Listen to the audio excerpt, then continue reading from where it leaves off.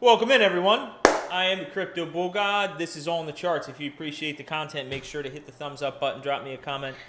Click the bell icon for all notifications to know when I go live each and every single weekday. Guys, you know you can find me on Twitter or X at Crypto Bull God, one word.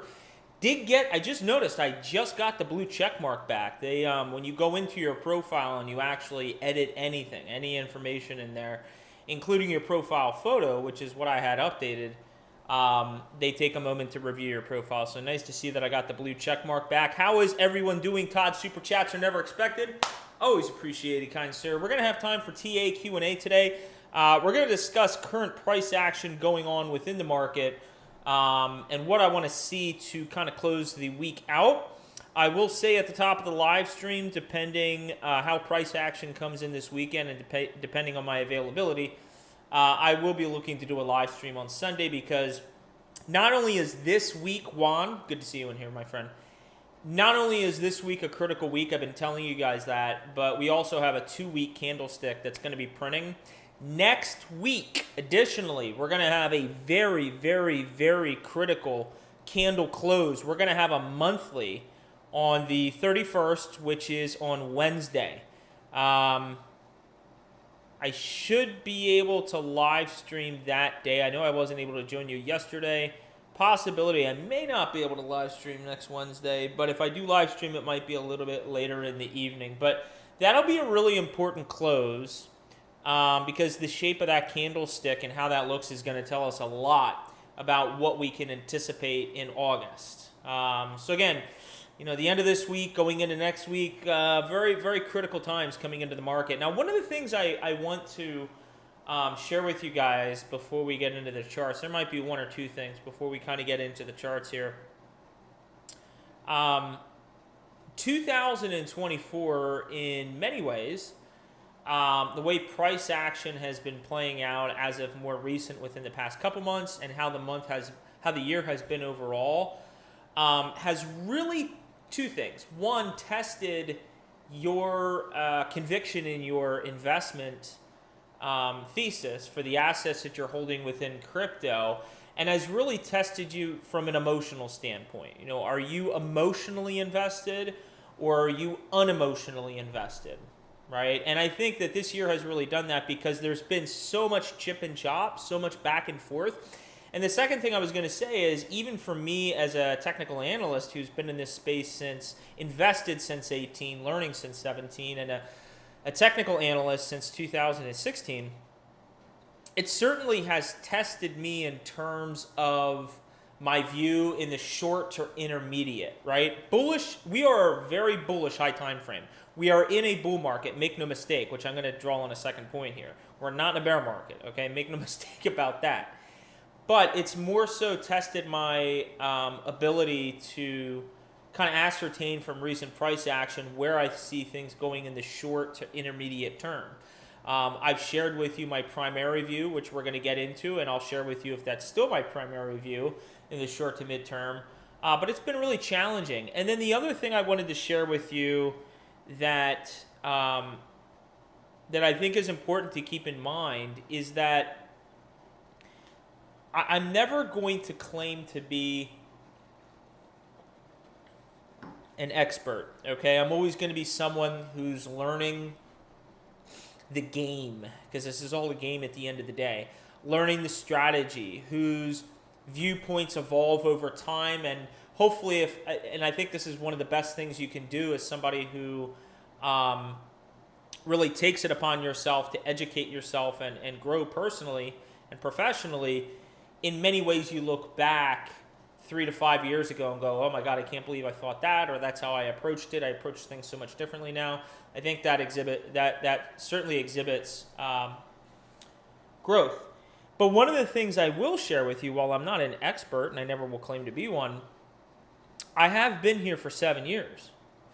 Now, by the very nature of being invested in these markets and having the ability to read charts, and I think read charts at a high level, and having been here for 7 years and seeing how the charts have developed and seeing the psyche of the market, what I want to share with you is that when we are in the midst, let me start here. when we are in the midst of a bull run. We are in the midst of a bull run, and the primary view at that point is that we're going to see mass appreciation to the upside. That mass appreciation to the upside doesn't go in a linear line. There's a lot of distortion that takes place over time. And I've cautioned everyone here, I've cautioned you so much not to feed into the clickbait fear porn on YouTube. I have cautioned you, and hopefully most of you have listened to me. There are some YouTube channels that design their content in a way to put thumbnails out there to get you to feed into the fear or euphoria. And it's been like this tug of war, right? But what we need to understand is on the way up, and we can always see this when we look left and look at historical price action, it's never a linear line. It's a line up, it's a correction, it's a line up, it's a correction, it's a line up for a final top, and then we have a massive bear market, right? It's interesting because in a depressed market and when prices are really depressed, there are some people that come out and say statements that insinuate they're just going to be so smart and they're going to sell at the right point and buy at the right point. But then when you're tested and you're in the middle of price action that's going on, the question is, how are you feeling at that moment? Do you feel convicted about your primary views, or are you wavering now? Are you wavering because prices in the shorter term aren't going as you might expect, right? The high time frames look great, but we're getting a lot of chip and chop. And that's really what one of the primary things that you should be considering right now is, has something macro on the macro time frame. Now this is actually a 3-day that I'm looking at the moment, and I'll share with you why. This is a 12-hour chart, but I'm looking at it on the 3-day. It was a quick view I wanted to look at, and I'll share why. But again, when we kind of assess this on a high time frame view, you can see nothing but lower lows and lower highs coming in here from 22 going into 23. 23 going into 24 has been nothing but a straight shot up, but there's been periods, right? It hasn't gone up like this. It's gone up like this, right? Waves, okay? We're waiting for the next wave up, right? And it's really more so a question when we're going to get that, whether it's going to be in the shorter term or we're going to have to wait for a little while. So right now, let's talk about the immediate price action that's coming in here. So, nice 12-hour candlestick here. Nice to see a recovery. Bitcoin, I will say this. Bitcoin really does need to show me something tomorrow. I want to see some solid price action come in going into the weekend, and I want to see a strong weekly close. And there are reasons for that I've shared with you, not to mention the 2-week chart, which we'll save for Sunday. But we need some strong price action to come in here to support some of those high time frame views. Keep in mind on the weekly, if we go to the weekly, remember, we've had these 2 huge bullish green candlesticks. Last week was nothing but a green Jesus candle with virtually no wick. We want some follow through this week. What we want to see out of this weekly candlestick, we want a thinner body here. I want this thing up at 66, 67. I want this a lot thinner. However, on the lower time frames, as we know, one of the things that I shared with you a week ago was that I was more bearish on the low time frames and still bullish on the high time frames. Okay? Again, bearish on the low time frames, bullish on the high time frames. Okay? And we saw an immediate trend reversal here and a huge rise in price up from 56 to 68. And I said to you, once we got that, I really primarily wanted to be in this range. If we deviated, I'm okay if we came down here. I would get more nervous if we came down to the 61.8, because if we started to close below 61.8, I think it's pretty much a done deal that we're going to be going much lower towards the 52 to 48 area, okay? So far, we're holding up in the, we didn't hold up in the main area I wanted to see, but we're holding up in this second localized area here at this 63.8 area. Not to mention the fact that now on the 12 hours, since we've gotten above the pink 200 simple moving average, it should act as an area of support. You can see once again, we deviated. See the deviation from the 200 simple moving average? We came right back up and gravitated towards it. Tried to really start to break up, but we need some of this clutter to clean up. We need this 50 to cross above the 200. It's not going to be a straight shoot up, right? So not surprising. It's not surprising to see us come back to the 200. But I do not, mark my words, I do not want to deviate significantly from this 63.8. We need to maintain this price level. If we start to break below 61.8, we're going to have some sort of a longer-term correction within this bull market, okay? That is my view. So I really want to see this price level to maintain. Again, I want to see some strong price action come in this week. We've had several red days, which is fine in the grand scheme of things, but now we want to see some bullish price action begin to come into this weekend. Now, why was I looking at the 3-day chart? I'll tell you why I was looking at the 3-day chart, and that is the 50 simple moving average. Typically what you like to do, not sure if we can go back in time. Now, keep in mind, this chart was designed for the 12-hour chart, so don't pay attention to some of the verbiage going on within the chart, the text. But typically what likes to happen if you follow these bull markets, okay, 2016 and 17 is a great example. 2020 going into 2021.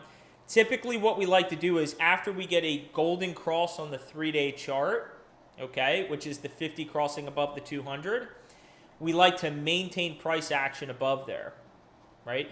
We got a true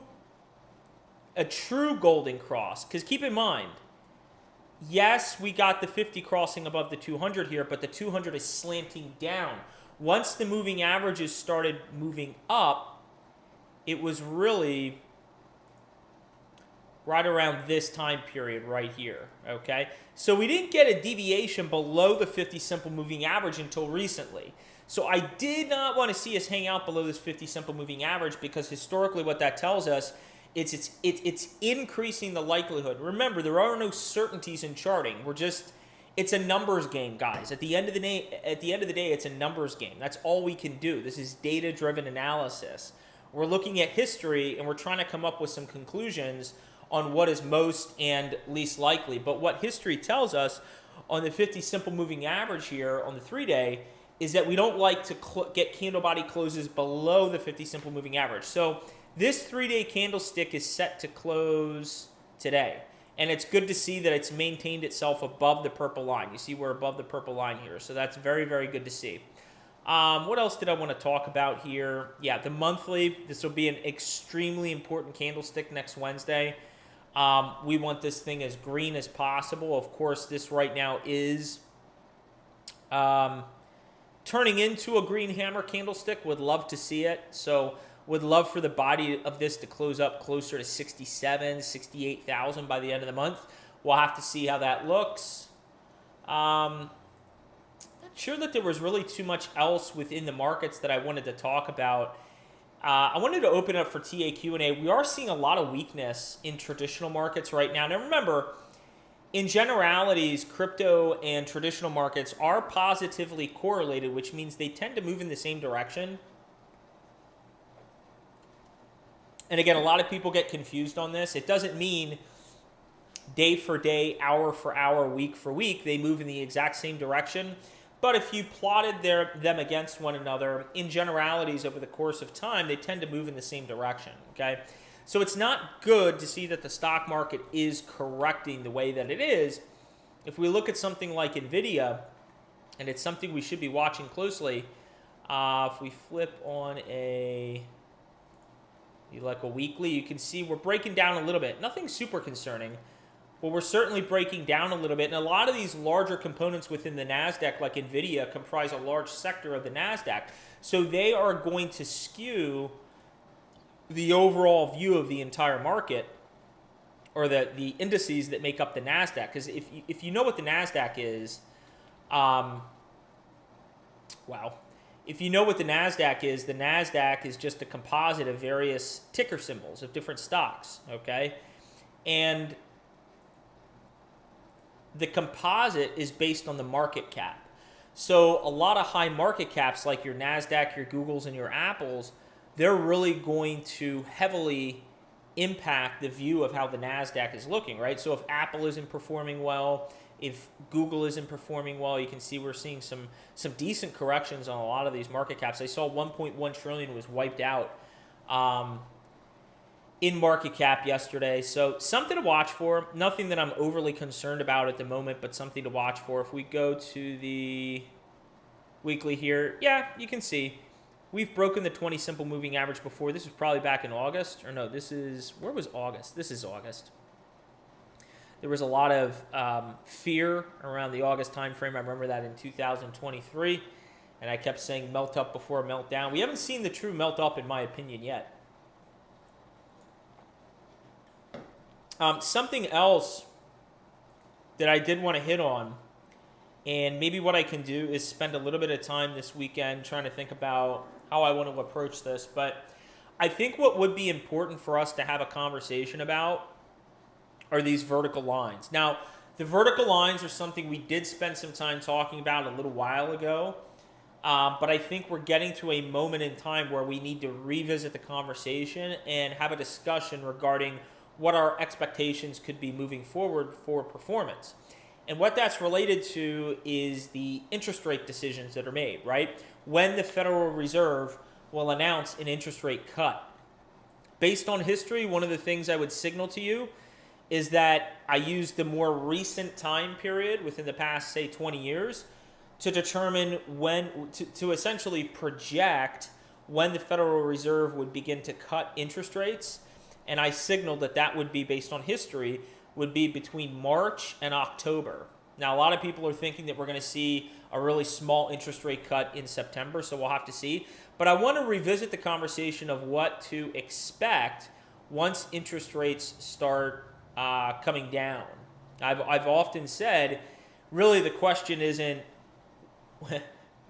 when interest rates will start decreasing, although that is an important question. The question is, why are interest rates decreasing? Because recent history tells us that the Federal, I don't want to go off on a tangent here on a theoretical conversation or fundamental discussion, but if the Federal Reserve were to cut by 25 basis points, that literally does nothing. That has no impact on any company who's impacted by higher interest rates. It's really not going to move the needle on anything. So really, history tells us at some point the Federal Reserve will be beginning sharp rate decreases. And then the question you have to ask yourself is why? What is going on within the system that is causing them to do that? Remember, the Federal Reserve only has two levers: interest rates and injecting liquidity. One of the things that I've spent a lot of time studying that I've shared with you guys is the liquidity cycle thesis that Raoul Paul at Real Vision has helped to put together with the other gentleman's name, who does a nice job. Julian Battelle. So I think they do a really nice job over there. I'm a Real Vision member, but I'm not a premium member. I have to look into getting premium service. But at the moment, I'm just a regular member. But I think they really do a nice job in explaining liquidity cycles and why the markets were forever changed in 2008 during the housing crisis, and when we basically came in and bailed out the banks and injected a lot of liquidity, right? Again, more of a theoretical conversation, but it is a data-driven analysis, and it has led me to the point at where I'm at today, which is saying, hey, my original thesis was that Bitcoin and the rest of the market would top out somewhere within the first half of 24. Maybe as late as July. Definitely did not pan out. I have since modified my view to say, hey, I think this thing's going to run into 2025. But remember, I had someone trolling me today that clearly doesn't have any idea of the content I put out there. Remember, it doesn't matter when we top. It doesn't matter the timing. I'm not basing a sell strategy on 2024 or 2025 or even 2026. I'm basing it on 6 indicators I came up with, and when the majority of them begin to flash, history tells us you should start selling your assets. This is another thing that leaves me feeling confident that we haven't seen true euphoria coming into the market. Again, when I look through time, and I ask myself the question, how successful have I personally been with big calls, okay, big macro calls? I was correct here. I was correct here. I bought the fuck out of this. I was correct here. I was incorrect. Okay? I was incorrect here. And I was correct here. Okay? So that's 5 events, and I've been successful at viewing the market through a macro lens 4 out of 5 times. Okay? But this moment here where I was incorrect really caused me to pause and say, hey, what could I learn from that, and what could I do differently next time to increase the likelihood that I'm successful? Remember, my own personal goal is financial independence. A lot of people define that very differently. I don't aspire to retire. I might joke about it, but I don't aspire to buy an island and be surrounded by beautiful women and drink margaritas, although that does sound pretty nice, I will say. Especially as a single guy, that actually sounds pretty appealing. Now that I say that out loud, I might have to revisit that conversation. But while that is not what I aspire for in life, maybe, what I really aspire for is financial independence. And I have invested in a manner and exercised enough due diligence studying the market to feel confident that that moment will come for me at some point down the road. And one of the ways I've increased my likelihood of success in this market is to evolve my sales strategy when we start to top. So I would invite you to check out this video. There's a link here that's pinned to the top of my profile at Crypto Bull God on Twitter X. You can check that out. It's the last published video I believe I've done. I haven't done a published video since then. It's been a long time. Who do we have in the stream today? Ooh! Man, I missed you, brother. Where the hell you been at? Let's fucking go. God damn, Oof. Josh! Let's fucking go. We're in a bull market. People that haven't been here for a long time don't understand the way the market weeds you out. Guys, this is not an easy road. It's a long way to the top. It's a long way to the top. And if this is your first cycle in the market, you're finding this out very quickly. There are moments like right now. While I can't tell you in the short to intermediate term if we're going to have several more months of a correction or if we're going to be hitting new all-time highs in the next couple weeks, well, I can't tell you that. What I can tell you is that there's nothing telling me, A, that the market has topped, and B, we're in a cyclical bull market. Why would you say that, CBG? Have you been tuning into any of the live streams? Have you been paying attention to any of the charts I've been sharing with you? So yeah, I don't know where I was going with that. Josh, welcome in. Track, good to see you as well. Track, I think I probably covered your question because I was talking about what I have learned. You know, in particular, what I wasn't paying attention to, I mean, the biggest telltale sign that we had topped here, I covered this before, I'm kind of repeating myself, but for you guys that haven't heard this, look at the impulsive nature. The volume starts increasing up here. We're distributing into the market, and the volume profile down here, this is not an impulsive move. The volume is decreasing, right? This is part of a corrective structure, even though price went a little bit higher. You can also see, based on my new topping signals video, that I believe the monthly and the weekly charts, I mean, there were several charts that basically told you it all had topped back here. So that would have been your clue to get out. Questions. Guys, what questions do you have for me? I can kind of take a look around. We can take a look at some other things to chart. Dollars hovering around 104. What questions do you have for me?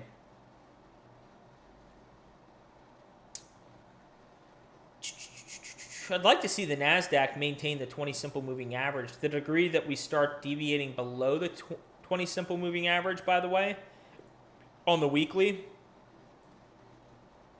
I would look for support right around this region. This is where we initially had topped out back here.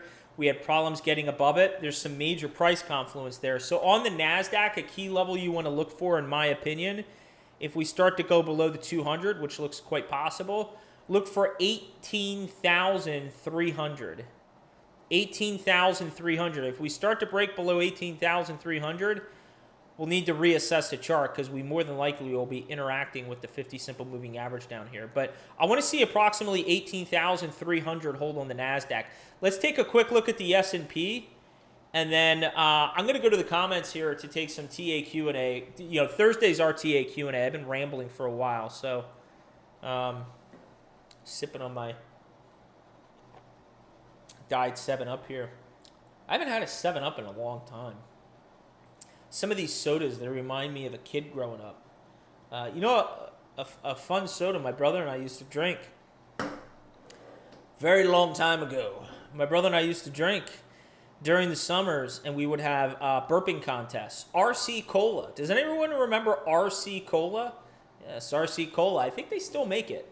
I'm pretty sure they still make it. RC Cola. Hell yeah. Look at this. You guys remember RC Cola? Come on now. RC Cola. Yeah. All right. People are tuning in. They're like, why the hell are we talking about RC Cola? Looking at the S&P, apparently the 21 exponential, at some point I had done an analysis on that. We want to see it hold. S&P looks fine. I'm sure if I refresh my memory, the 21 exponential moving average, that's not a typical moving average I stick on a chart. There's definitely a reason I put it on this chart. In general uptrends, it looks like we've held this line. Once we've broken it, it looks like we've had a tough time, okay? So we definitely want to see this 21 exponential moving average hold up. But you can see there's quite a bit of wiggle room here.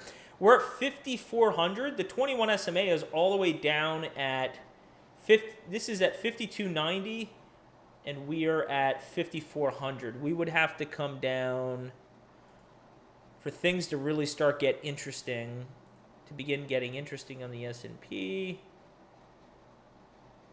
Only 2%, so something to watch. Now, one of the other things you do want to keep in mind, and now I'm going to get to your comments, as I promised. The other thing you have to keep in mind if you study history is more times than not during an election cycle, and you can kind of exercise some common sense here in terms of why that is. But the election cycle, the year we're electing a new president going into that following year, typically it's a very good run in the stock market. So I just find it very hard to believe that we have topped out here. And again, I'm also more and more putting increasing weight on that liquidity cycle theory based on the amount of homework I've done on it. Okay, questions for me. CBG, how are you doing today? Why, thank you. I'm doing pretty well. Week's going pretty well. Pretty busy, actually. Could you chart ENS? Jake, I've seen you in here before. It's been a minute. But I know I've seen you in here before. ENS. RC Cola is old school. Guys, I told you how old I am, so, you know, I mean, I know I look like I'm 25, but, you know, I've passed for 32 before, which is kind of hard to believe. You should probably take a closer look, but I guess from a distance you might think that I'm 32, but as you start to get close up and you see the crow's feet and you see the sun damage that I've had over the years, you know, if I took better care of my skin and not get as much sun exposure, I'd probably even look younger. But, okay. This is ENS. Now, this is a chart we had looked at a long time ago. And the reason I feel confident making that assertion, thanks, Juan. The reason I make that assertion is because these were red areas of resistance. We've since gotten above it. Of course, actually, we might have last assessed it right back here. So now that we've gotten above the red areas of resistance, Jake, did I perhaps chart this and say once we got back? This looks like a chart that if we fell below here, I said I'm not interested in charting it until we get back up here. So that may have been the case, because this looks like one of those charts I would have said that. I would have said, come on back here, we'll chart it together and take a look at it. Now, of course, hearing some noises. Now, of course, we have recent price action. We can use this recent price action to come up with some recent areas of resistance and price confluence. And this is an obvious area right there. We have a touch. We have a touch here. and we have multiple touches here. That's at $30.70. That's going to be a critical area. If I go left, it doesn't really correlate with anything. But $30.70 is a major area of resistance. Once we clear that, there's an area right here, right in this zone right here. It's right around 41.18. We'll call it 41.20, okay? 41.20. This is your major zone. All right, Jake, this is your major zone. For some reason, Jake, do you guys remember the movie? I'm really starting to date myself here. Do you guys remember the movie Major League? Major League, it was a comedy. There were two of them. Charlie Sheen was in it. Yeah, Major League. Jake was in that movie. One of the stars in that movie was Jake. But anyway, this is your major zone. Once you start to pop your head above 41.20, really, I mean, you could draw. There's really not many candlesticks over here, so it's kind of hard to. You can come up with a region here, but really your region is between 76 and 120. So once you clear, what I would suspect, once you clear 42, I would suspect some sort of high-level volatility, maybe some wicks up here in a retrace before hopefully we start to clear out and create some new all-time highs. I will tell you this much, though. I do like this chart. I really do. I love the trend reversal. It's like a bump and run. This rounding bottom here, I'd have to do a little bit more homework on this and revisit the pattern. Almost looks like it could be an Adam and Eve structure, although I'm not going to look that up right now, but sharp bottom and then I think around. I have to look that up. But in any event, I know the funny thing is when you chart enough charts in crypto, a lot of the formations, and if you think about it intuitively, it should make sense why this is the case. A lot of what forms in these charts are similar from one chart to the next. Why would that be the case? And this is something we've spoken about before. Why, when you look at certain charts, do they look the same or very similar? Because what's baked into the chart are the buyers and sellers. What do the buyers and sellers represent? Well, yes, there's algorithms and bots and things, but emotional people, emotional sentiment drives those charts. People trading, people buying, people investing, people selling, okay? And so a lot of the formations that develop in these charts within the same sector, investing within crypto, they look very similar. So this is a really, really nice bottoming formation here. Really like what I'm seeing.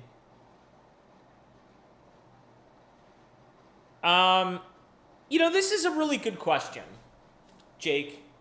And what I like to do on this channel, and I feel like this topic has come up a few times now, and I feel like I've been put in spots where I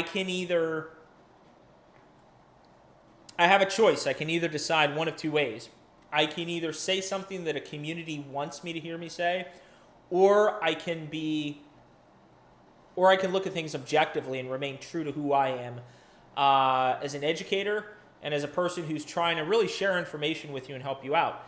I vote for the latter. So I'm going to objectively evaluate your statement about DOT, Cardano, and Link and say this. Most of those old coins are not going to perform as well. They're just not going to perform as well as a lot of the newer projects that have a lot of momentum, a lot of maybe like a strong narrative, like a meme or an AI play, maybe a strong new community. Whatever the case is, what you begin to learn in this space is it's like this space has ADHD, really, when I think about it. The attention span in crypto is so short and fleeting. People get so frustrated so quickly, and narratives in this space change on a dime. Just like price changes on a dime, narratives change on a dime as well. And so we could pull up a chart of DOT, we could pull up a chart of Cardano or Link, which we've done in times past. They're going to, in generalities, be weaker looking charts relative to many other charts that I could pull up for you. Most of which are newer projects. Look at something like a Render. Look at something like a Ton. Look at something obviously like a Caspa.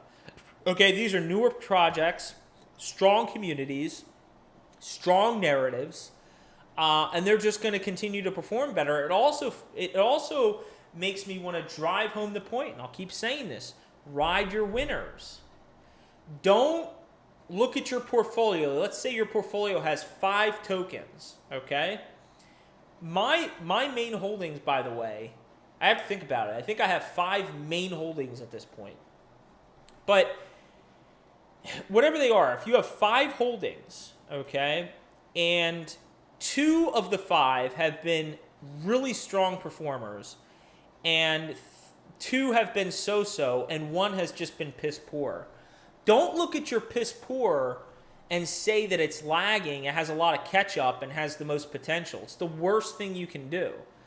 The chart is the chart. Your asset is going to continue to underperform until something in the chart changes.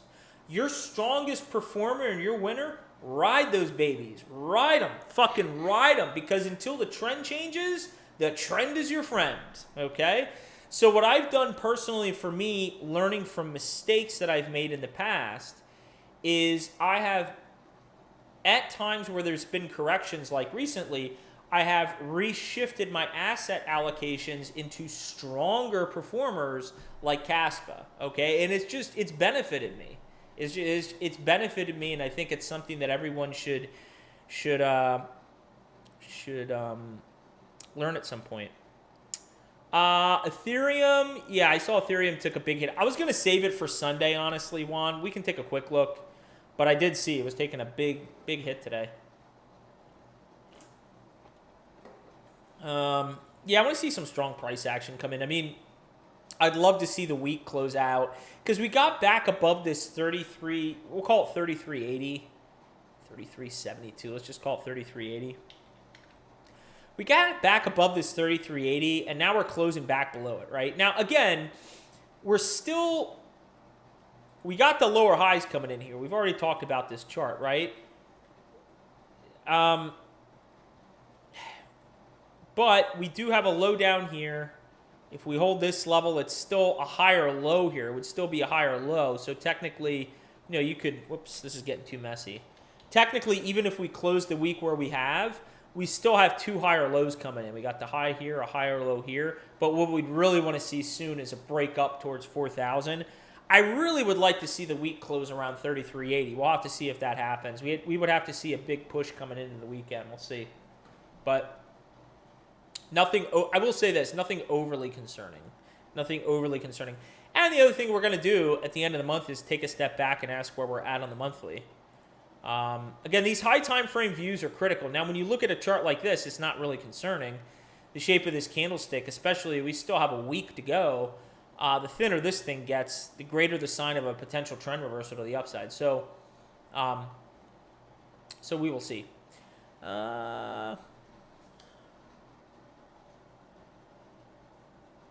XRP's chilling in your I Trust Capital. Sol and Caspa, man, two strong plays. Two strong plays.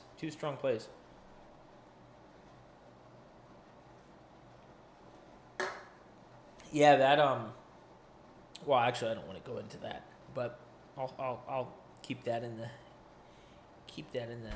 pocket there. Yeah. Speaking of the ETH sell-off and all this ETF news for Ethereum, it highlights the reason why, in my opinion, you should not feed into news narratives. Again, what is the name of this live stream? All in the chart. So news is interesting, but I don't pay attention to it. I really don't. At least when making investment decisions. I allow the charts to talk for me. I really don't know how people invest if they don't look at charts. I don't know. I don't know how you buy and sell. And all right, guys. Jake, we're gonna cut it off here. Yeah, I haven't looked at Fetch and Render.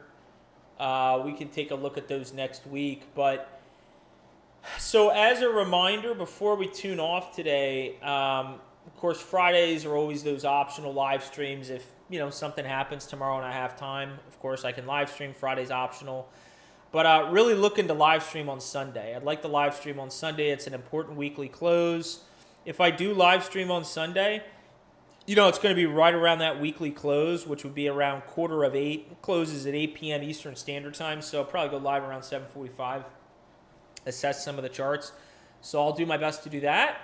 But I appreciate everyone tuning in. Hang in the game. If you didn't catch the beginning of the live stream, there is some good information in there in terms of just market psychology and things to keep in mind from a big picture perspective, so you don't get chipped and chopped out of the market. Okay. It's the worst thing you can do. Sometimes you need to learn it. It needs to happen to you, so you learn from it. But nothing super scary going on. Macro trend is still up. We're just seeing some volatility because this is what we call a volatile space. So until proven otherwise, we're waiting for some of these low time frame trends to continue a trend reversal to the upside. But the high time frame is still looking good, and we'll assess the weekly, 2-week, and monthly close next week. So until next time, everybody, let's all spread awareness. Let's carry the education forward. Take care.